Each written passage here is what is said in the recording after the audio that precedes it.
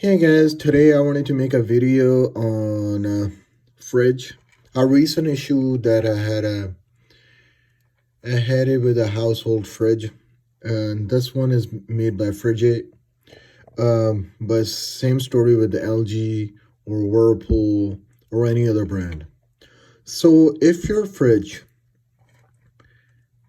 it's not cooling all the way, and your ice section is basically melted off, it's not freezing but it's maintaining the temperature around 50 or 45 degrees.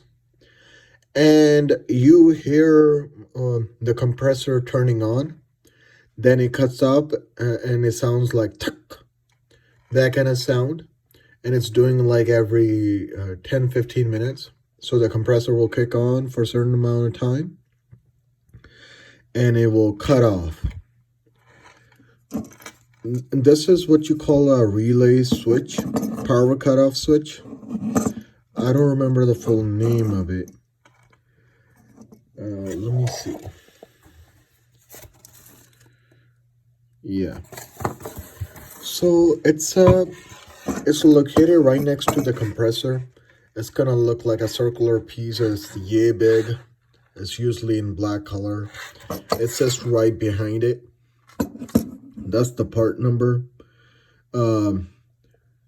Basically, this is responsible for shutting off your compressor overload protection relay, something like that. It has its own capacitor. So I had a fridge issue where the compressor, because of my trucking experience with reefers, I know I can tell when the compressor is kicking on and when it's not. So you will, for people who don't have a lot of experience with compressors, if you hear like after 1 or 2 minute tuck sound, like something starting to wind up, then tuck or something like sound, then it goes quiet, that's your compressor starting and shutting off. And this is a protection relay. It's responsible for when it goes faulty, it prematurely cuts your compressor off. And I had to buy it from a vendor locally, and it cost me around almost $100 without even the capacitor including it. You can get it online for 15 or 20 bucks. It's an aftermarket part. But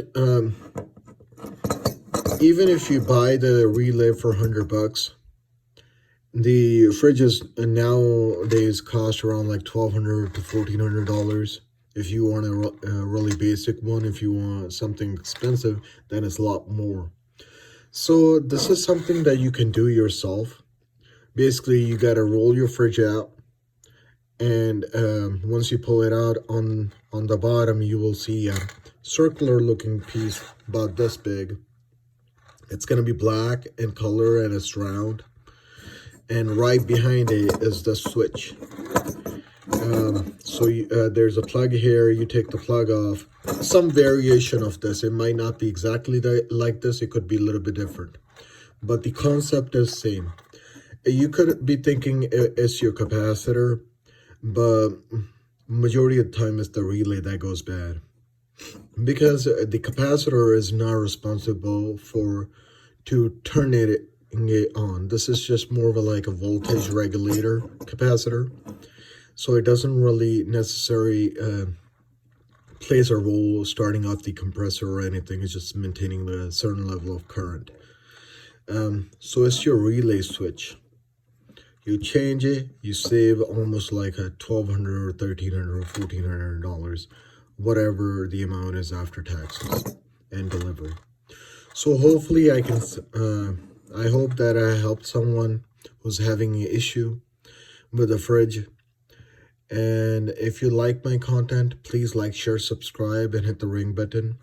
If I got the relay switch, I put in that about 400 bucks. I just end up putting the original capacitor on and it works fine. but I ordered a part just in case because it's just 20 bucks. And the capacitor itself, they were saying it's going to be another $30-40. So it's better off buying it online where it's very cheap, and you can probably return it too on Amazon if it doesn't work. It's something you can do if you want to. Please like, share, subscribe, and hit the ring button, and you guys have a good day. Bye-bye.